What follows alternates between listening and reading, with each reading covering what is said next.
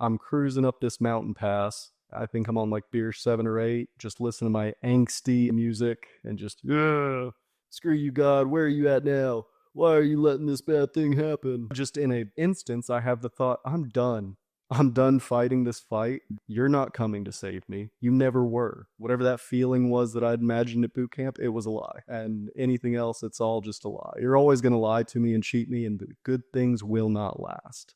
How could they? Because they never have.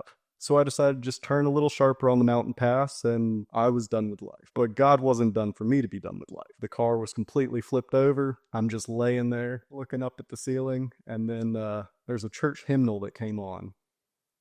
I was listening to angsty music. Like, it was not a playlist of God, but it came on, and I just start crying. And the car goes a little further down the pass, flips upright, and then I keep on driving. So the car completely flipped, Mm-hmm. and then it still was able to drive. Mm-hmm. And as it's flipping, it's kind of so it's not like a fast flip. No, It's it was like- a very slow, like, Yeah. boom. Okay, and it pops back on all four. Uh-huh. But as it's flipping, the music changes to a sacred hymn. Yeah. The second you tried to commit suicide, The second, yeah. the song changes literally as you pick Literally, like, simultaneously. Yeah. And it's a Christian song that comes on in the car. Yeah.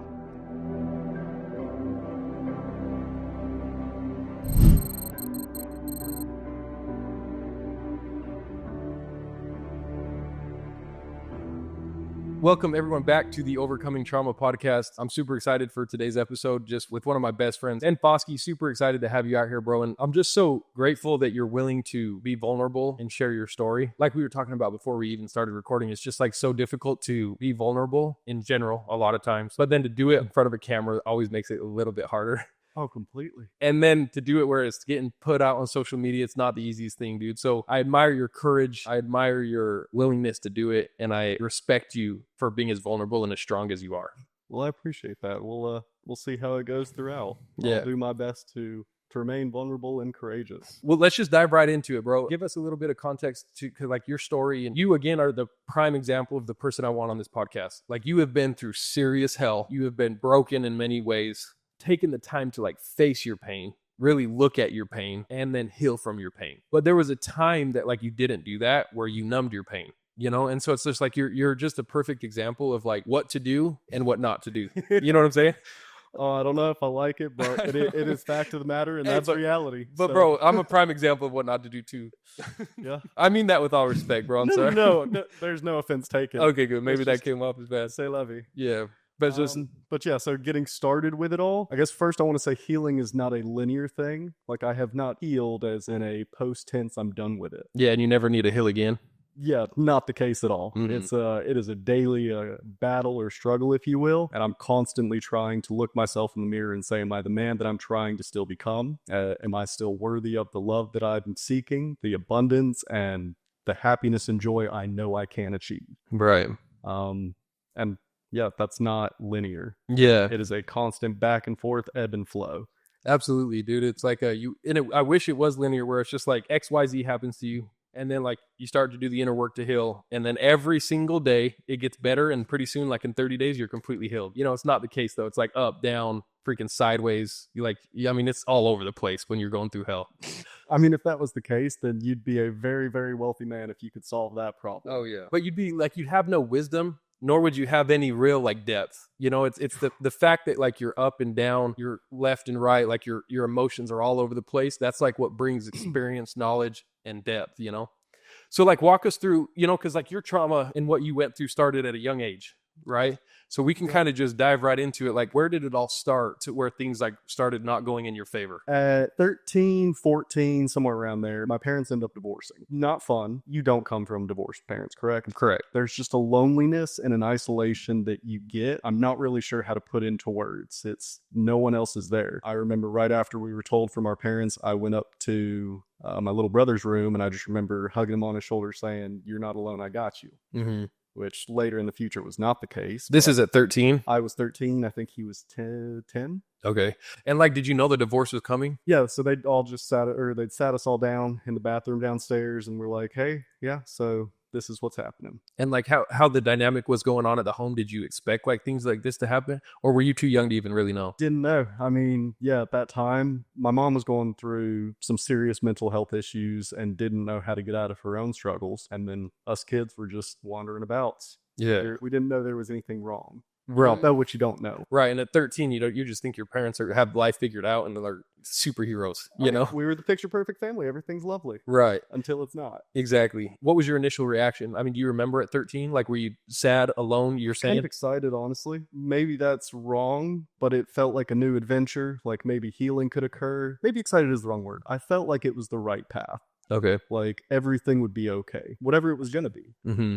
But yeah, the memory that I have of it was that of like, okay, well, let's go ahead and get to it then. Yeah. Let's just get her done with so we can figure out what's happening next in life. About 6 months later, my dad remarries. So we moved 2 hours north of where we were living up in Georgia to a town called Alpharetta. And we move in with her and her 4 children. So there's 10 of us in like a 4-bed, 3-bath house or 5-bed, 3.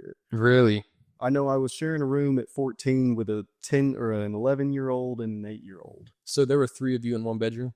And the laundry room. Okay, so you were kind of all the same age too in this new family that you were. We all kind of had someone that mirrored the same age. Okay, yeah. so you went from a family of 4 because you have 3 siblings Mm-hmm. to a divorce to within 6 months you have a new stepmom. Mm-hmm. You're in a new home, you're in a new town, and there's 8 children in the household. Wow, yeah, bro, and you're 13 and a half.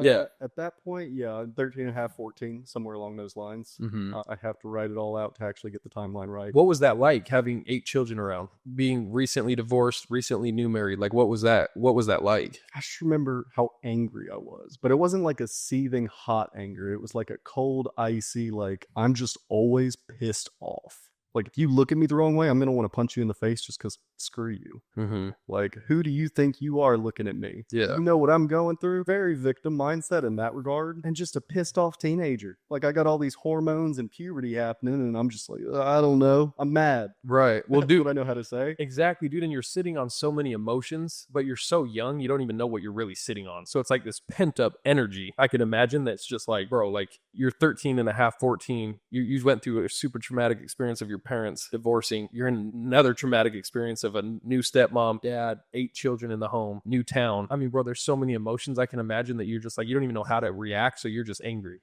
Yeah. So like, what was school like? Were you getting in fights? Were you arguing with your siblings? Like, No, so school, I became very reclusive. I've always kind of been a social butterfly, will go talk to anyone. And this school, I completely reclused. I started failing every class on purpose just to get attention from my dad, because bad attention was still better than none in my mind. Because at some point, me and my dad were incredibly close. Like, he was my best friend growing up. He was my hero. But with the divorce and the new marriage, how's he supposed to maintain that? He's going through his own trauma and trying to heal through his own stuff. And I'm not old enough to actually appreciate and understand where he is on his journey. was there any other reason like you didn't feel like he was giving you the attention? Was he trying to give attention to 7 others, or was he in bad habits, or what was the reason behind him not giving you the attention? I mean, I think a lot of it was heartbreak from my mom's relationship because they were married nearly 20 years. He still hadn't even been divorced for a full year yet. Mhm. And yet he's still going and starting a whole new family. Yeah. Twice the size in a whole, like, with all the things you've mentioned of like different location, different town, different everything. Everything's different. Everything's changed. And then 14, we're all just fighting whatever else. I end up going back to Mormon church. We hadn't gone in years at that point just because, well, we hadn't. But it's where I felt peace, and I continued to have peace with it. One of my really close buddies at the time had invited me to go to a scouting event with him, like a Boy Scouts event. And they were doing some kind of like food Olympic challenge thing where you're eating saltine crackers as fast as you can, the cinnamon challenge, or Yeah. holding ice on your hand with salt. Doesn't that burn your hand? Yeah. Yeah. Okay. So just doing all the fun little games. Oh yeah, all the fun little games. It's great. Right. But the scout leader had offered $20 for anyone that did the cinnamon challenge twice. So I was like, oh, I'll take money. So you were rich. I was swimming in that. After that night, and he gave me the money, it was just, you're really special. I'm really glad I met you. And at the time, don't think anything of it. Why would you? Like, Right. oh, I'm alone, I'm broken. And if you look at my familial record of things, it's also in the exact same status. This guy slowly starts creeping more and more into my life. He began texting me all the time. He began asking me to be accountable with him of like, oh, are you masturbating? Are you watching porn? Are you doing drugs? Are you drinking alcohol? And I mean, I would understand having this conversation with, say, my dad, because it's my dad. Having it with a 35-year-old stranger that I've known for less than 2 months, probably not a good idea. But did he come off like he was trying to help you? Like that's all he was trying to like do. hold you accountable. You shouldn't be doing these things. You're 15. He was the white knight in all of the Savior's armor he could have. So at the time, I'm sure you're just like, oh, this guy's trying to help me. It was everything I could want. Right. And more. Like he was providing for me as well with like clothes and technology and gifts of all kinds of stuff. Took me to fancy vacations and trips. And I just thought the world of it. Like, this is so cool. I want to be exactly like this guy. Not the guy who's leaving me to rot, or at least how it felt. Like your dad. Yeah. Right. Because I was just alone. For sure. Yeah, every child like has needs, which is like they need a father, they need a mother, they need attention. You know what I mean? It's why we're born. That's why God created us in families. So like you're not getting these basic needs that you need from home that all children need, but then you run into this guy that starts filling this cup for you. And like, what's going on at home at this time? Like, is your dad and his new wife, are they working things out? Because they end up getting divorced, right?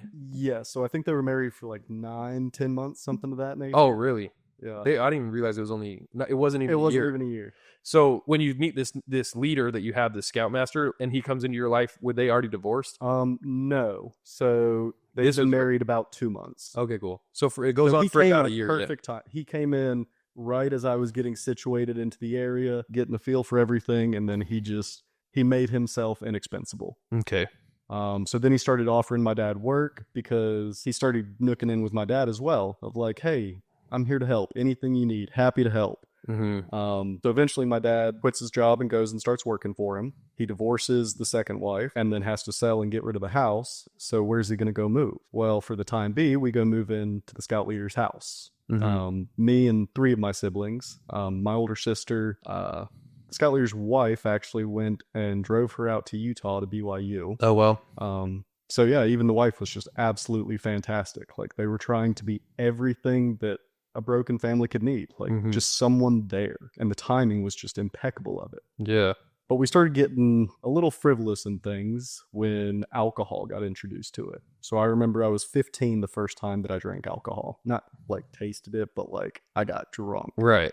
We went down to the largest cocktail party, which is the Florida-Georgia game up in Jacksonville. Don't know if you've been, but no, but I can imagine. Great time. Yeah.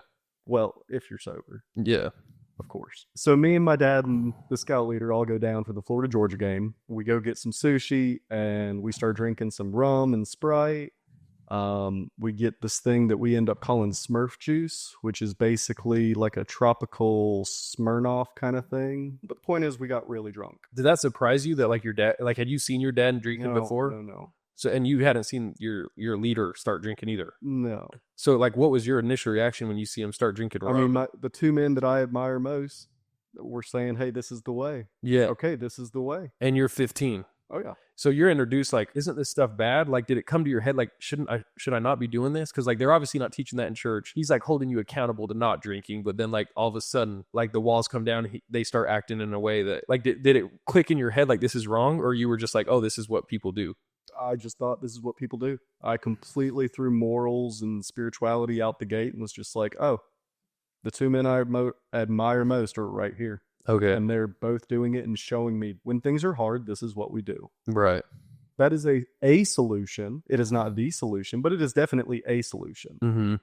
But from that night, things just got a lot darker, a lot twistier, and lo and behold, we'll skip a few years, but I end up leaving my family and moving in with the scout leader. He adopts me. He pays for me to go on an LDS mission after we've gone through our little fraternity debauchery. But in that whole time, from about age 14 to 19, I was being sexually molested or sexually abused. And was your father around at the time to even know? To an extent. But he was until I was about 16. But he was, like, I remember you telling me he was still struggling with all his vices. Like, he was drinking and he wasn't had even... his own demons. Right. So he wasn't even really present enough, which he hadn't been in the past anyway, to even know what was going on, correct? Yes. Bro, again, I just want to tell you, like, that stuff I can't imagine, you know what I mean? How difficult it must be, or the emotions that you've had to work through, the feelings that you've had to navigate through. Like, I just want you to know, dog, like, I genuinely respect you, admire you. I want to be like you, where, like, no matter what I've been through, I still choose God, I still choose healing, and I still choose a faithful and hopeful mindset versus a victim mindset. But I just want you to know, dog, like, that stuff, it can't have been easy. I know that. Sharing it can't be easy either. So thank you, bro, for being vulnerable and like being willing to share your story. So you go through that, and so you go serve a mission. Mm-hmm. So like bro, I want to ask you though, real quick. You're sitting on serious trauma. I mean, like, bro, I mean, I can't even imagine really, but like, yes, divorced parents, divorced father again, in and out of homes, moving in with this scout leader that you think is this guy that's going to help you and mentor you and like is a lifesaver, ends up being the complete opposite and is an abuser. And you go to serve a mission. Like, what was your emotional stability like when you're about to go to your mission? Like, when all this is like kind of over, you're about to enter this new chapter.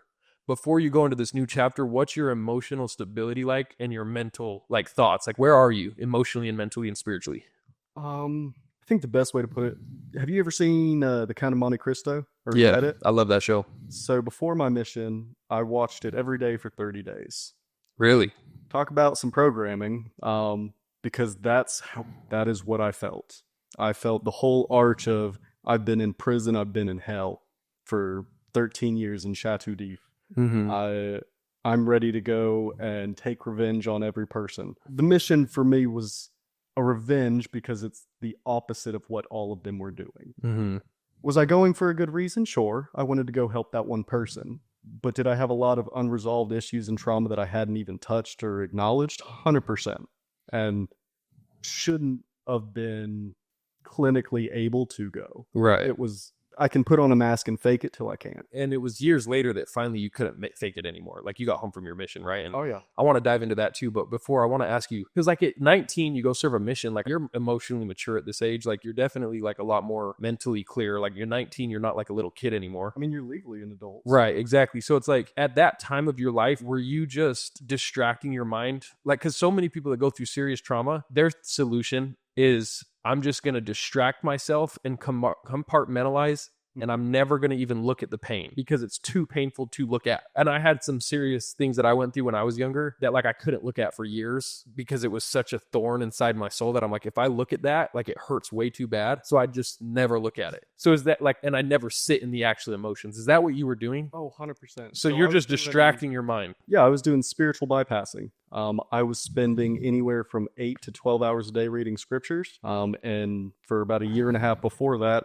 before I left for my mission, all of my time was just spent with missionaries or in the church somehow, some way, which some would say I'm really devoted and really good to go.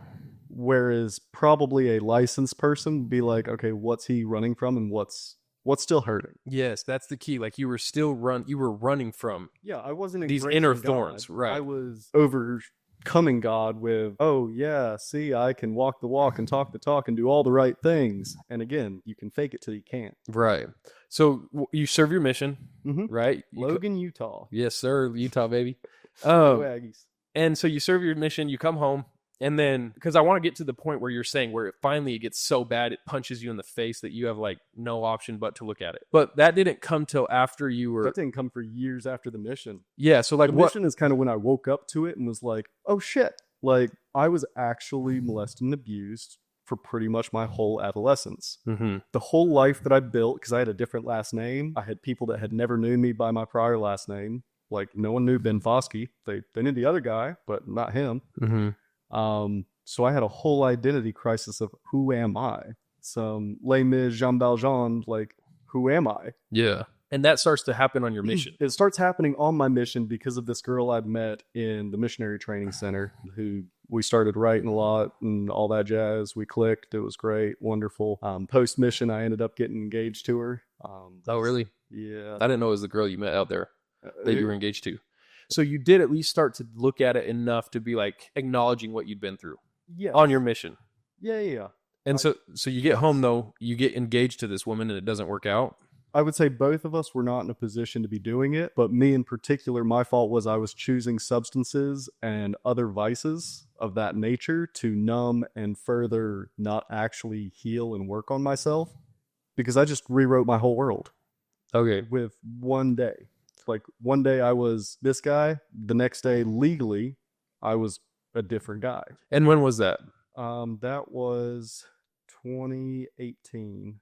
And May. you're That was home May from of your mission. 2018 or June of 2018. Okay, but so you get on your mission, you meet this girl, and you start to like realize I've been through some serious stuff that like is going to require serious work. But again, I was doing that running thing where the next step is, okay, well, I went on a mission, so I got to go get married. Right. That's what I got to do. But you brought up substances. Were you turning before you were married, or like excuse me, you were married before you were engaged? When did it come to the point that you started like numbing your feelings So that was and your on emotions? my mission. Okay. So I didn't start drinking on my mission, but I would sneak out after my companion went to bed, and I would go find some smokes because I wanted some nicotine. That's how I breathed, or felt like I could breathe, and it was just a way for me to decompress. Women were also a vice. Don't need to go into too much detail there, but basically you're doing anything to like fill this void that all of a sudden you realized you had on your mission. Yeah. Which, bro, like no one can, like, that's the thing is like it's just so important to never judge, because it's like people could be like, oh, he's doing this on his mission, but it's like, bro, if you take a step back and look what you were going through, it's like you're so young still, you have no one mentoring you how to work through these feelings and emotions, you don't even really know what you're feeling and experiencing, but you know that there's this serious pain and void in your soul that needs to be filled. And like I've done it, countless people have done it, where you try to fill it as quick as you can, which is always through substances. It's through sex, it's through pornography, it's through temporary pleasure that gets you the dopamine hit, gets you the high that you need to make you feel alive, to escape the dead soul that you're feeling when you're not doing those things. And that's like, I want to just really take like 2 minutes to just be like, this is the importance of never judging, dog. Like you just don't know what people are going through. You don't know what decisions they're like victim to that like is creating them, that has created so much trauma in their life that they're just barely starting like to learn how to navigate it. And then someone's over there making fun of you or judging you. And it's just like, bro, you know, it's just like, it's a microscopic perspective. Like judgment is a microscopic perspective on an individual because you don't even really know what's going on. So anyway, you get into the substances, the pattern continues after the mission, obviously. It carries into your engagement, which eventually you're both now struggling with these vices, you said? Yes. And it comes to the point that you guys split. Yes. So kind of pick up from the story there, from there. So then we split. I decide I'm going to go run away and be a pirate. I go work on yachts and boats of other kind, going up and down the East Coast and around the Caribbean. It was a great time, but it's definitely not a family lifestyle. For those that don't know, it snows in Florida year round if you wouldn't want it to. Mm-hmm. And yeah, there's all kinds of things you could be doing that I promise will leave no kind of wholesomeness. After yachts, I burnt out, washed up, and came back home because I was completely fried. Like all of my dopamine and serotonin was just depleted. Just from drugs. Yeah. Consistent, just in like, we'll call it self-medicating, but there's nothing medicating about that. That right. was self-sabotaging. Yeah. And in those moments, are you aware enough to be like, I'm just running from the pain? At that point, I didn't even know that the pain could be healed. Okay. So there was no hope even. Not even a little, because in my mind, I'm like, I'm just trying to find someone that I can talk to that understands and gets it. Because it's a lot of things to kind of be like, okay, yeah, you're similar to me. Right. Like who do you even know that's been through that? Probably no one. One other person in this world. And you hadn't even met that person at this time? No, not for years later. Yeah, bro. Like I can't even imagine, like, because hopelessness is where like you are in your darkest moments. When you don't think there's hope, it's like you're going to do whatever because what's the consequences, right? I'm so sorry, bro, that like that's like, Doug, that you went through that, bro. I mean, like that's serious trauma, you know? And so when did you finally get to the point that was like, okay, I'm going to start healing. I'm going to start like this path. Like where did you start? Because you don't even know where to start. So that's there. So I would say each of these chapters or whatever, if you will, each one I'm trying to go do something better. And at the same time, because I'm trying to do better, have to face the reality of there's still demons in my closet. Mm-hmm. And until I'm ready to go fight those demons, it's not going to get any better because those demons are still living and partying it up. So the moment I try to turn to good, they're like, but you were having such a good time. So yeah, each time there were instances where I'm like, okay, little bits. But then after yachts, it still didn't even come. Like it was back to the same. We'll put on the face, the mask. From yachts, we started dating a girl and started a junk removal business. How old are you at the time? 22. Okay. Then COVID hit. I lost all confidence in everything, and COVID was just traumatic for everybody. And then I decided to go join the Marine Corps because that sounded like a great idea. I had just turned 23, just broke up with the girl I was dating, and was like, well, the economy's gone to crap. The world's going to crap. Let's join. It was actually in boot camp where I first felt a spark of God again, like I'd felt before my mission. Yeah, you told me about this. That is that what instigated kind of this healing? That's probably where I'd say I got more serious about it. But Or you realized there was maybe hope because you told me you felt God's love again, right? yeah. So to walk us through that story, like you're broken as can be for a decade now. You joined the Marines. Walk us through when the Lord visited you that day out there. At that point, it was boot camp. It was probably phase 3, so like week 10. We'd been all kinds of greened and beat up, but we went to church, and it's just non-denominational church because that's what you go to. But just seeing a whole room of everybody praising and worshiping this God that I didn't know anymore. In fact, I'd tried every kind of philosophical, psychological, theological debate that I could have to be able to tell you why God wasn't there. He wasn't going to listen, and he would forsake you, because that's what I felt had happened to me. So we're listening to this Christian song, and me and all my buddies from boot camp, we're all putting our arms around each other, and we are literally brothers in arms, brothers in God. And it just felt whole again. Like we are one. We're all fighting the same battles. Whether I got it or don't, I had my guys on my left and my right, my front and my back, and I was safe. And it was the first time in a long time that I actually felt like I was safe. And more than safe, but seen and understood. But there was no one talking to me. There was no one there. There was no loud voice or anything. It was just being in that moment and seeing everybody else's faith come together create that. And was it something you were actually seeing, or was it like feeling from the inside? Like was the Holy Ghost was like in your heart? It was both and. Mm-hmm. It was people had their hands up in worship and praise, and yeah, all tight together. And then I just felt inside that overpowering warmth and just love. Just complete and total affection that you can't describe any other way except from being from God. It wasn't like a feeling that you made up or that you could instigate. Like it came from a godly source and filled your soul. Yeah, like I've tried those kinds of affirmations and whatever else to reprogram and subconsciously trick your brain or whatever. There was nothing that I could do. This was I don't have any control over this, but I get to feel it right now. Mm-hmm. And it was an addicting feeling. Because it just felt like a nice big warm hug that my heart needed. And I didn't know I needed, but I did. Mm-hmm. From there in boot camp, I'd love to say that I was super godly and completely turned back to him and gave all my struggles to him. I read the Bible more and prayed more, but I didn't completely give him all again. Right. Which is okay though, because it's like, again, it's not linear. It's not like, and that's what people need to understand too. Like when I say people, like I need to understand, we all need to understand. It's not like you have this godly moment, God speaks to you, and then boom, all of a sudden, all your vices that you're addicted to are out the window. Or it's just like all this trauma that you experience is all of a sudden healed and there's no inner void to fill. It's just like the Lord works by small and simple means, and then great things come to pass. And then the thing is like that's the only way is with time. And then small and simple things over a course of amount of time. And so it's just like, it's okay that you didn't have this experience and then boom, you're all of a sudden holy, mighty, and, like healed. You know what I mean? So, because no one's story is linear, like you had said. It's back and forth and here and two. And so like, walk me through a little bit. Cause like, so you now have this faith that there is a God because he's touched your soul. Yes. Right. So you turn to the Bible a little bit more. And that's kind of what instigated your healing, at least to start. Am I correct? It sparked me right back to being a missionary and just super hard scripture study and just trying to feast on the words of God and Jesus. Mm-hmm. Like, how can I get those more within my being to become a better person? Yeah. Like maybe, just maybe, what everybody else is talking about is it'll actually happen and I can be relieved from this pain and suffering. Okay. So it gave you hope again. It gave you faith. I can be relieved from this pain and suffering. Completely. Let me ask you a question. For 10 years, you turned to alcohol, drugs, and sex, right? Oh, yeah.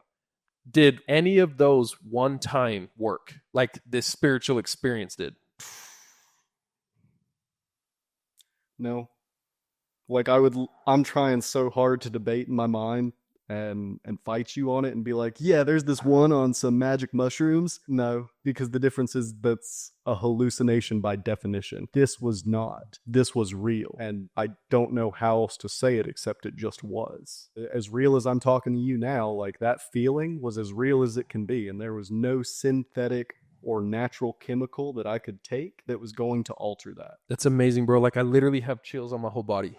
Because like as I'm hearing your story, it's just like, bro, one came from God and from within, and the other was this external substance that you put in. And it's just like, it reminds me again of Mosiah 3:19. Like the natural man is an enemy to God and forever will be, unless he yields to the Holy Spirit. And it's just like, we will forever be enemies to God. We will forever want these substances until we yield to the Spirit. And that is exactly what happened in your story. Finally, the Spirit came, and there was now change in this forever evil by nature body, man. You know what I mean? It's crazy, bro. Like the Lord is the master healer through the Holy Ghost. 100%. There is no greater. So you have this marvelous experience, but then like you end up wanting to commit suicide years later, right? Oh yeah, about 3-4 years later, yeah. So walk me through now, like, so you have this marvelous experience, you start to read the Bible, but then like still, again, you're full of trauma you haven't healed from, you still have all these addictions, and that leads to one of your rock bottom points again too, right? I'd probably say it was the worst of them all. Yeah, tell us about that. So I'd just gotten out of the Marines. I'd gone up and down and up the East Coast again and was living with an old chaplain buddy. I was kind of playing marriage counselor for him and his wife, and it just so happened that turned into a mirroring of what my parents' divorce kind of looked like. And just, it was incredibly triggering for myself, but then I had to play the counselor for it. So now I'm 10, 15 years older than I was, or 12, whatever. Right. I'm old enough to actually be in a position to understand and to be like, oh, how should I accept? And the saddest part is just one night after their fight, I understood like my parents needed to get divorced. Like it was sad and it hurt and it sucked, but because of it, I got to actually release that pain. By watching theirs fall, it allowed me to actually put to rest my own demon of that. Because you realize like some people do need to get divorced. Yeah, some. It's better for some people to split. It is healthier for some people to divorce than to continue on the toxic bullshit that they're in. Right. So that gave you the peace you needed because you saw that in this couple. Completely. So how does that lead to like you wanting to... Well, so you conquer this demon, but then this other one comes along. Within the same night. Really? I go buy a 12-pack. Yeah, I go buy a 12-pack of just some Coors Light or some cheap crap beer, and then I just go driving. It's pissing rain up in New Hampshire mountains, just about the beginning of summer, and I'm cruising up this mountain pass. I think I'm on like beer 7 or 8, just listening to my angsty, angry music, and just, screw you, God, where are you at now? Why are you letting this bad thing happen? Just in an instance, I have the thought, I'm done. I'm done fighting this fight. This isn't worth it anymore. You're not coming to save me. You never were. Whatever that feeling was that I'd imagined at boot camp, it was a lie. And anything else, it's all just a lie. You're always going to lie to me and cheat me, and the good things will not last. How could they? Because they never have. So I decided to just turn a little sharper on the mountain pass, and I was done with life. But God wasn't done for me to be done with life. The car was completely flipped over. I'm just laying there, looking up at the ceiling, and then there's a church hymnal that came on. I was listening to angry, angsty music. Like, it was not a playlist of God, but it came on, and I just start crying. And the car goes a little further down the pass, flips upright, and then I'd keep on driving. I go to some... So the car completely flipped, Mm-hmm. and then it still was able to drive. Mm-hmm. And as it's flipping, it's kind of... so it's not like a fast flip. No, It's it was like- a very slow, like... Yeah. Boom.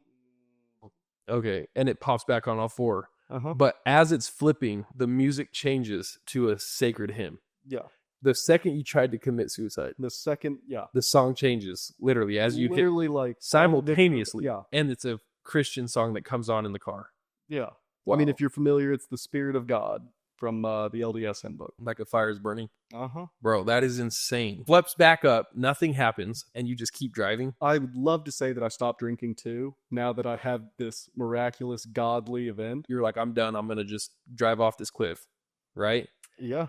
And then that song comes on. Did it did it click in that moment that holy cow, God just saved me, or like God's with me? No, yes, but no. Like I knew it, but I didn't want to accept it Okay. because to accept it meant that I had to change. Mm-hmm. And I didn't want to do that yet because it's a lot easier to live in my own garbage and sin and whatever else you want to call it than it is to actually look myself in the mirror and say, I have a problem. Things are not okay. I should actually do something and go get some help. Yeah, it's so much easier to play victim. It's so much easier to say poor me, because then what can you do? What does that allow? It allows you to escape the work. Like, this isn't my fault. Like, because when you finally look in the mirror and you're like, I am a victim to a lot of trauma, but like I am responsible for my healing. Mm-hmm. Then it's just like the only way through is now inner work, right? And it's just like when you finally come to that, like no one's coming to save me, like you don't have a victim mentality, and it's like a full like on my shoulders accountability. The only way now is through work, inner work and progression. But when you constantly are just passing it off, it's easy because now you don't have to do the work because it's not your fault. So well, and that's the thing is through this whole time, I'm going in and out of therapy. I'd been to rehab two times. I'd been to an outpatient treatment. So like throughout all these years, I'd been doing things to try and get better. But all it did was equip me with the terminology and the vocabulary to be able to tell people how I'm not okay. mm, But do it in a way that they think that I'm healed or better. But I wasn't actually feeling it yet. yeah, I okay. was just talking the talk. So what changed then? Because like now you can talk like about all of this. Now I'm walking. Right. Like you can admit that there's a whole other perspective that you have to get to. Like you can admit that you can't be a victim. Like you're months sober now. You know what I mean? It's just like you were on the up and up. And again, it's always a fight, and it's not like you've just overcome everything. But how did you get to where you're at? A lot of patience and we'll say brotherly love. So after all of this, I end up moving to Utah because that's where my big sister lived. I had just taken this life coach certification because I thought that was the path I wanted to walk. Long story short, it didn't work out. But one of my Marine buddies also lived out in Salt Lake, well, Heber specifically. And we got to just having lunches and we'd talk about all kinds of stuff. And we were good buddies in the Marines. We were not nearly as close as we soon became. I was ill-resourced when I moved to Utah and just foolish. But because of his kindness, I was able to actually have an environment that allowed me to let out all of my demons, all of the bullshit, put it on a sounding board, hear it back at myself, and then try to make sense of it. What was the sounding board? So it was him. So okay, so I you moved opened in- up to him about everything. Yeah, so I moved in with him, and he lived out in Duchesne, if you know where that is. Mm-hmm. And we were working in Salt Lake, which is about a 2.5 hour drive one way. So we had about 5 good hours a day of commuting. And this was 5, 6, sometimes 7 days a week. We had a lot of time to talk, and we talked every minute of it. Very rarely were we just sit and listen to music, but just having someone listen, care, put their own 2 cents in, whatever else, like just his presence was the angel that I didn't know I needed. And his love and just kindness and his whole family just embraced and let me into their lives. So I'd ultimately say that's where things started clicking. So you found someone that you could trust, that was safe. You opened up to them. Mm-hmm. They were a soundboard, and that allowed your healing to start. Completely. For so long, it just looked like turning to temporary substances. Because I just want to make that so clear for like listeners. Like, what do I do when I'm so broken and I don't know where to start? That's what you did. Like, God obviously instigated it years ago, but now it was someone that was safe, that allowed you to be heard and seen and understood, and then let you know that you're okay and there's healing. Mm-hmm. So keep taking me through your healing process. So we're having these talks from about beginning of February all the way till middle of June, and then I move out from his place. We stop working together as much, and I start going my own route of things. And then that's kind of where I start slipping again. I start writing a poetry book as well, because I always found poetry to be an outlet that I could actually get into my subconscious and trick it with logic, because it's words. You're using logical words to use metaphors to get into their brain. So as I was writing my poems and whatever else, I was able to start changing how I felt and thought about things. Which is basically journaling. That's all it was. I mean, you're putting words on paper for what you've been through. I just wanted to say it in a fancy way. Yeah. Well, no, that's good, because like, you know, people might not turn to poetry, because I've read your poetry. It is poetry. It is poetry. It's not just writing in a journal. It's beautiful poetry. I've read it. Seriously. Oh, thank you. And I mean that. Like, a lot of your words have touched me. And but you start writing it on paper, Okay, so that starts to heal a little bit, right? What else do you keep doing? What's your relationship like with God during this part of your life? Are you going to At church? this Are you point, I'm praying? not going to church yet. I'm still kind of angry at the man, the establishment, I'll say, just because I don't know yet. Like, why me? Why did it have to happen to me? Of all people, of all things, of all the odds, why did I have to get dealt this hand? So I wasn't quite at a point that I could accept the why yet. And there is one, and it's lovely. But it takes time to get there. It takes a lot of time and a lot of patience and grace with yourself, like giving yourself grace. Yes, Jesus Christ is the ultimate source and abundance of that. Then ask him to give it to you yourself. Like, let yourself forgive yourself for the mistakes that you made, for the things you did not know, for tools you did not have. You're not accountable for something you don't know. Mm-hmm. That's silly. Why would you be? If you're in court and you're like, why am I in court for killing this little girl? I don't even know her. You wouldn't be in court. Right. You wouldn't even be a suspect. Right.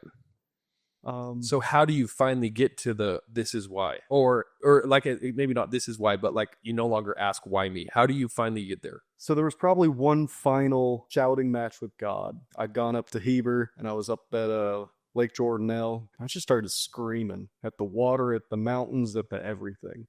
Every swear word you could muster, every ill will thing that you could think, I was saying it to God because I just wanted him to feel the venom behind everything that I'd been through for the past 15 years. Like, where have you been? And then, have you ever seen Star Wars? Yeah. You know what the Gungan city looks like? I couldn't picture it. It's like underwater and there's all these little lighthouse things. Okay. But the point being is I look out and instead of just looking at the darkness and whatever else of the mountains that I could see and the stars, I turn around and it looks like the Gungan city in Star Wars. Star Wars is very intimate for me, for like my childhood, whatever else. Love Star Wars. But it was just God's little way of winking saying, it's all here. It's all been here. It's you that didn't want to see it. Like, I didn't want to turn around and actually face that, oh, it's just a choice. It is a binary 1-0 choice. Do you want to choose life or do you want to choose death? And you mean that because in this scene, as you're yelling at the mountains, the water, there was darkness, but there was And then light. I literally turn around. There was light in the darkness, and he was just like and he told you like you see what you're looking for. Yeah, I just had to change my own perspective, or not even perspective. I had to change my focus. Like where you put your attention. Instead of focusing on the dark and putting your attention on that, you started to put your attention on the light, right? Well, yeah, you have to, because there's only so dark the darkness goes. Darkness doesn't actually exist. Darkness is just a measurement that we use. Darkness is the absence of light. So you're not actually in darkness, you're just in less light. Eventually you just have no light. It doesn't get any darker. That's an you just have interesting, no light. I've never thought of it like that. That's interesting. So what did you feel in that moment when you felt like the Lord was speaking to you again? Like it was time to come home. So I've clearly had these patterns of up and down and whatever else. Could I ask you one thing real quick? Because you were just 5 minutes prior screaming at God F-words and like, this is what I'm feeling, this release of 15 years of pain. And then he speaks to you. It's like, what did you think? Like, were you like, man, you're so merciful, or like you always are here, or like I'm the one that's wrong? Like, what were your emotions when you realized, holy cow, God just spoke to me even after I was swearing at him? Like in that moment? No, I understand the question. Probably peace, but I don't think peace goes deep enough into it. I would imagine the feeling that a proud dad has when he finally sees his son click. Yeah, it was the feeling that a dad would have for being proud of something else. I was able to go within my inner child self and look at him and just feel like, you're okay, dude. You were allowed to be angry. Not that you're justified in staying and wallowing in your pity, but you were allowed to be angry. You're allowed to have feelings. You're allowed to express your emotions in ways that is able to release them. And it was just that click of, oh, I'm putting this perspective and this judgment on it, but it's not actually there. It's not good. It's not bad. It just is. What the narrative that I tell it is the narrative that I speak, is the way that I think about it.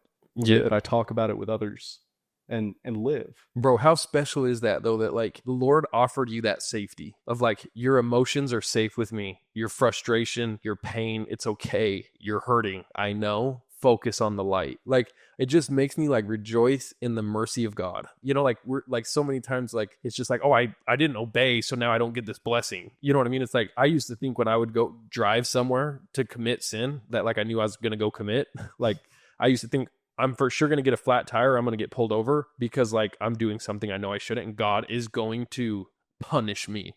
You know what I'm saying? But like, that's not the Lord, bro. Like the Lord is like, you're sitting there screaming at him and he sits there calmly. He lets you let it out. And then he gives you just this peace that isn't even really deep enough to describe it as peace, because it's deeper than that. And love and hope, bro. That is like the Lord. Second word, the love. I would say that's probably the most reoccurring emotion. I don't even know how you describe the emotion of love, but every time that I came back to God was because God loved me first. Like every single time. And then because of that, it's, well, then I want to love him back. Like how many more blessings I get because I have appreciation and gratitude for what he's already given. And it's just a change in paradigm. It's that fresh perspective, a new view of the world. The world didn't change. I had to. Yeah. Because the world wasn't broken. I was. Right. And so, dude, it reminds me though, too, like, this is why I want to build this podcast, to expose Satan. Like, because Satan will get us trapped for a decade in turning to all these vices, bro. And it never heals, it never satisfies, and it temporarily like distracts, you know, and it gives you the dopamine hit that you need when you're so low. And it's just like your story consistently, when God comes into the picture, he speaks, he fills your cup, but in an everlasting healing way versus a temporary numbing distracting way, you know. And it's just, bro, it's every time in your story, like those 3 times you've just shared when you were in the military, Marine Corps, when you were trying to commit suicide, and this time it's just like what he offers is enough. And Satan is always going to want us to just constantly turn to the other because it keeps us in the dark, you know what I mean? So now, like, one thing, like when we drove to the beach, like one thing that you said just touched my soul. And like, bro, it just made me look at you and I'm just like, this is my person. Like, this is my boy for the rest of my life, because like this is who I want to be around. You said, I am grateful for what I've been through. Why? Like, how can you be grateful for what you've been through? How can I not? Because of the experiences that I've been blessed with, I have the ability to look into just about any person's eyes and truly feel nothing but love for them, regardless of where they are on their journey. Because I truly have been there in some way, shape, or form, except maybe a few different handful of vices. But for the most common things, I can relate and then some. And I just feel this insane amount of compassion and just overwhelming love for everybody else and myself. Like a thing that I have always struggled with throughout this whole story is self-love. How can I love myself again when I betrayed myself? Because it was all choices. Everything's always a choice. And until you can accept that, you'll never actually change. But everything is a choice. So could I choose to look at it like, oh man, I've been dealt absolute garbage. This sucks. Sure. Who does it serve? What does it benefit? Absolutely nothing. But what being grateful for it does, it allows more opportunities to help more people. And I can't think of a greater purpose in this life than helping other people get closer to God and get closer to themselves, and that experience of true love that can't be expressed through any drug, through any vice, through any sex or whatever you're trying to accomplish. Nothing will outdo the love of God. Period. End of story. Bro, it gives me the chills, bro. And I'm so happy for you, like where you're at. Like, bro, given what you've been through, like I've heard your story a few different times now in a few different settings, in with now even today new stories that like I haven't heard. And it's just like, bro, it's serious hell. Serious darkness. And where you're at now, dog, is just absolutely amazing. And it's the good news of Jesus Christ. Like, that's one of my favorite scriptures, is where it talks about Jesus Christ is the good news. And it's like, bro, he is the good news. And I'm so happy for you, brother. And I'm like, and I admire you for doing the work. Because, and one thing I want to talk about too is like, dog, that first time you felt Christ at the Marine Corps was when your healing finally started. That's when it started. How many years ago was that? 5. Okay, 5 years go by and like you were still healing, correct? Oh yeah, I am not there. Yeah, I'm not healed. And that's what I wanted to, like, one thing you said on the drive home from the beach is you said the inner work that it takes to heal is gruesome, but it is so beautiful. What does that mean? It is the hardest work that you will ever do. Period. End of story. Because you have to accept that everything in your life is the way that it is because you chose it to be. At any point, you could have tried something different, chosen something else. And that's a hard truth to swallow when you're in the depths of dark already. You want to look at someone else and say, no, it's his fault. He put me here. No, you did. Sorry. And it's the most beautiful because you have the opportunity to change. The only permanent thing in this world is change. And thank God for it. Because otherwise, who would I be? Who would you be? A bunch of heathens doing all kinds of debauchery we shouldn't be. But because of Jesus Christ and because of his example and his sacrifice, we have the ability to believe in that and to receive his grace fully and freely. And that's beautiful. The fact that you can have contrast of light within the dark, lighting the way. Mm-hmm. Like there's still light in the dark, even when it's dark as all hell. Right. Dog, that's amazing. And it's like, it's gruesome too, because it's like you're yelling, screaming, releasing years of pent up energy. You're in and out of rehab. You're up and you're down. 1 second you're feeling God's love. 1 second you're doubting it again. It's like, like it's a long road ahead to hill. But it's just like the second you start, like the light comes. You know what I mean? It's just like, and like it is a long road ahead to hill and it's years, but it's just like either way those years are going to go by. Are you going to keep putting yourself deeper into your hell and just keep delaying? Or are you finally going to start? You know what I mean? Which is so hard. And that's what I want to just talk on one more time. What finally gave you, instigated your healing, right? Was the Lord, his love in your heart, hands in the air, praising Jesus that day with your brothers, community, worshiping Christ. That is what finally instigated, I'm going to like go on this 5-year journey. Oh yeah. And that's what instigates it. Mosiah 3:19, we will forever be enemies to God until we yield to the Spirit. And I mean, once you've tasted the forbidden fruits of things, sorry, you're cursed with it for the rest of your days, my brother, because you had that experience and that knowledge of being able to be like, man, this one time I was drunk, let me tell you this drunk story. And then you go and continue to tell this story and you're just romanticizing it. What is that doing for anyone? Nothing. Right. Nothing. It's just entertaining darkness. So the best thing you can do is just be done and walk away. Yep. And it's like, it reminds me of the scripture, like, I have overcome the world when the Lord is speaking. Like, come to me, thou that are heavy laden and burdened, for like I can give you healing and strength, for I have overcome the world, So through him, we can overcome these things. And that doesn't mean like it's not a constant surrender and constantly overcoming, because we will turn back to our old ways if we stop. 100%. But like, we can overcome them. Never arrive. Right. That's the number one thing I want to get across to anything is you are not there until you're there. And you won't be there in this life. That's not the point. And no, and there is sitting next to God on his throne. 100%. You know what I mean? And so it's like, until then, it's a constant surrender. But learn to love the ride. Yes. And so one question I want to ask you again, too. Your suffering was tremendous. Where you're at now, though, and like the perspective, knowledge, understanding, the compassion, like the love that you can see in another person now, like you were just saying, is all the blessings that you now have, are the blessings and now the opportunities that are in front of you greater than the suffering? Yes, because I can actually receive them and not self-sabotage myself. So I can actually have good things, let them happen, and let them continue to happen without me wanting to go drink a fifth down the bottle or go out to the strip club with the boys, because or it wouldn't even be by the boys. I'd be a loner and just go by myself because I'm a loser like that. Because there's so much suffering, but what my whole thing is like the Lord's blessings and grace and mercy and like what the Lord offers on the other end of suffering, you're telling me is greater than the suffering you had to go through. Oh, 100%. I would walk through that road dozens on dozens on dozens times, eons on eons. Like, there's no price that I wouldn't pay in order to be able to walk it again if I get where I am today. Because where I am today, I can actually appreciate and keep it. Whereas if you'd have given me all this at, let's just say 2021 right after my mission, I squander it every single time. I go up, it's wonderful, it's great, and then I burn it and I crash it down every single time. Because I wasn't ready for what was sacred. I didn't want to walk that road yet. But the moment that I was willing to and able to, whoa. All of a sudden, life feels like you're walking in just a magical garden. Yep. And dude, I agree with you. And I can testify to that too.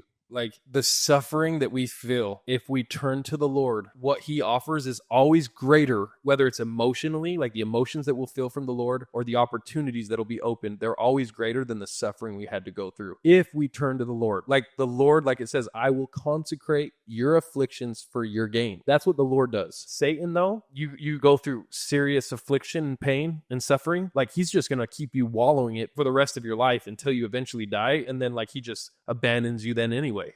You know what I mean? It's just like, I mean, what is it? I, the Lord, am bound when you do what I say, but when you don't do what I say, you have no promise. Best of luck, Bubba. right.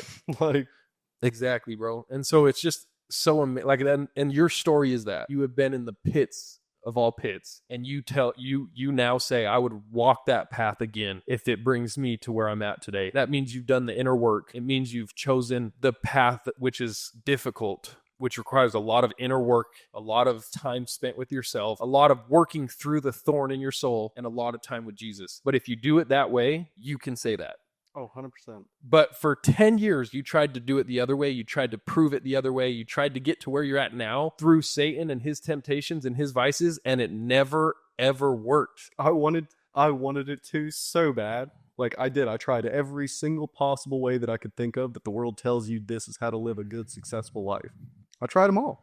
None of them worked. Not Yes, one. Bro, the Lord is just amazing, bro. Like seriously, good. bro. God is like amazing, bro. And it's like you don't even know what I have prepared for you for those that love me. And that like that's the thing is just like, dude, when we choose to love God, it's just like what he gives us, like can't even imagine. Eye has not seen, ear has not heard what I have prepared for those that love me. That's in this life too, dog. You know what I'm saying? It's like if we choose to love God, like we can end and feel things that are just like life is so good because of my love for God. And that's the peace of God which surpasseth all understanding. You know, no matter what you're in, you have peace and you have hope in Christ, and that's what he offers. Completely, 100%. Amen. Hallelujah. Well, dude, is there any last comments or thoughts that you like would like to share, or like words of wisdom, or just anything that's like kind of lingering on your mind throughout sharing your whole story? You're not alone. Like whatever you're going through, you're not alone. Even if that person happens to be me or Matt or whoever, you're never as alone as you think. You just have to ask. And I don't care if that's a God. I don't care if that's a brother. I don't care if that's a father or sister or mother. But go ask help because you're not alone. You just have to go put yourself in a position to be helped. And the moment that you're willing to go do that, in whatever setting, you will find the help that you need every single time. That's great stuff, Ben. Seriously. And dude, I just want to tell you, I have felt the Holy Ghost here tonight. It's been a really good like, bro, I really have. Like, I've gotten the chills on my body, but like, that's not even the Holy Ghost. Like, I have felt like the Lord in my heart as you have shared your story. And I've loved this episode, you know, like half of these, like, I mean, these episodes are for me more than for anyone. You know what I'm saying? It's because like I get so moved by these stories and I'm just like, bro, this is where I want to end up. This is like, I want to be like you. Like it reminds me like no matter what I've gone through, like it's actually for my gain. And thank you genuinely for the work that you've done, the surrender that you've surrendered, like, and the inner work that you've had to go through, because it is an inspiration to me, bro. Like literally it fills me up, fills me with hope, faith, inspiration. And it's just like, I'm grateful that you've done that, because it's just like, if Ben's been through what he's been through, I can get through what I'm getting through. And like, dog, it's an inspiration. And I, from the bottom of my heart, want to say thank you, dog. It is honestly my absolute pleasure. Again, this is why I'm grateful to have walked it, because if I can have the ability in helping someone make it a little sooner than I decided to, then all the better. Because there's no reason to go walk the extra 5 years when you could have fixed it in 5 years. Yes, bro, that's such a good point too. It's just like we think we need to just keep rubbing on the rock bottom until finally we're like, this is so bad, I need to get out. It's just like, decide now that this is your rock bottom. Decide now that this is enough. Freaking wake up and it's like like do it now. You know what I mean? Just let it be done. Right. Let the past be the past and let's just move on. Yes, bro. Let's build the new life. And sometimes we think like, oh, it's all in the Lord's timing of when I'm going to heal. It's like, no, he offers healing now if we turn to him. But Satan makes us think like, oh, just one more time, you know? So anyway, again, thank you, bro. I love you. I care about you, dog. So much for this opportunity. This has been terrifying. It wasn't as bad during it, but now that we're closing it, my mind's going all kinds of, wow. Oh, bro, it's amazing. No, thank you so much. Thank you, bro. And again, I'm just for life, dog. I just want to stay close to you and I'm grateful for you. And likewise. Thank you, bro. Thanks, buddy.